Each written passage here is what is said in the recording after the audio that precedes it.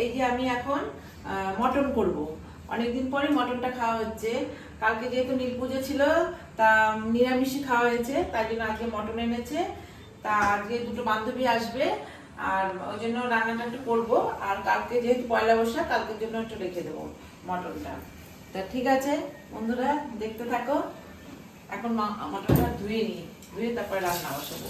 এদিকে আলু ভাজা হয়ে গেছে, এই যে আলু ভাজা, পেঁয়াজও ভাজা হয়ে গেছে। এবার মটনটা ধুয়ে আগে মশলা দিয়ে একটু ম্যারিনেট করে রাখবো, তারপরে করবো।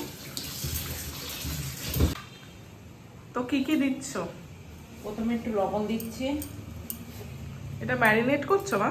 হ্যাঁ, একেবারে লবণটা দিয়ে রাখবো, পরে আর দিতে হবে না। এরপর এরপরে হলুদ,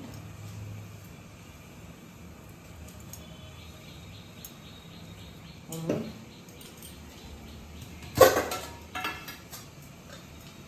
একটু লাল মির্চি একটু দিয়ে দিলাম, লঙ্কা গুঁড়ো,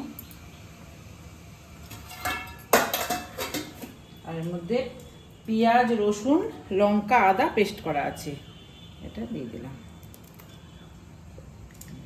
দিয়ে ভালো করে মাখবো, ঠেসে ঠেসে মাখতে হবে, তাহলে জিনিসটা মাংসের মধ্যে একটু ঢুকে। এটা হচ্ছে আধ ঘন্টা 1 ঘন্টা ম্যারিনেট করে রাখতে হবে, তাহলে ভেতরে ঢুকবে, রান্নাটাও খুব সুন্দর হবে।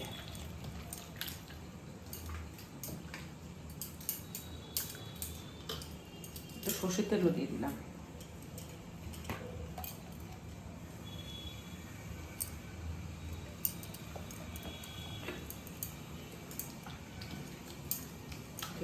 এটা রেখে দিলাম, তারপরে আধ ঘন্টা পর আবার রান্না করবো। আর সোমবার এই মেনুটা কিন্তু ভালোই জমছে তাহলে। হ্যাঁ, মটন কষা না, মটন কষাতে ভাত হেভি লাগে, গরম গরম ভাত। হ্যাঁ, এই যে ভাত হয়ে গেছে গরম গরম। আর আজকের ওয়েদারটাও খুব ভালো। হ্যাঁ, ওয়েদারটা মেঘলা মেঘলা ওয়েদার। আর এই যে মাছের তেলও করেছি। এরপরে মটন ভালো করে কষানো হোক, তারপরে জল দেবো। তুই যদি কষা খাস তো খাবি, আর না হলে জল দিও। না, একেবারেই ভাত দিয়েই খাবো, ভাত ঠিক দিয়ে আছে। ভালো লাগে। তাহলে ভালো করে আগে কষিয়ে নিই, তারপরে জল দেবো, তারপরে খাবি। এই যে আমার মটন কষা হয়ে গেছে, তা জল দিয়েছিলাম। এখন একটু পাতলা করেই করছি খাসির মাংসটা, বেশি কষা কষা ভালো লাগে না। তাই যে এখন ওদের সবাইকে খেতে দেবো। প্রেসারে সিটি দাও নি মা? না না, প্রেশারে সিটি দিইনি। এটা একটু সময় লাগে, কিন্তু আস্তে আস্তে সেদ্ধ হয়ে যায়। নরম হবে তো? হ্যাঁ হ্যাঁ হ্যাঁ, এটা কচি পাঠা, এটাকে খুব ভালো। এই যে বাবা, দিয়ে দাও দিয়ে দাও, লাঞ্চ করে নি। দিচ্ছি, এখনই দেবো। হ্যাঁ, দুটো তো বেজেই গেছে। হ্যাঁ হ্যাঁ,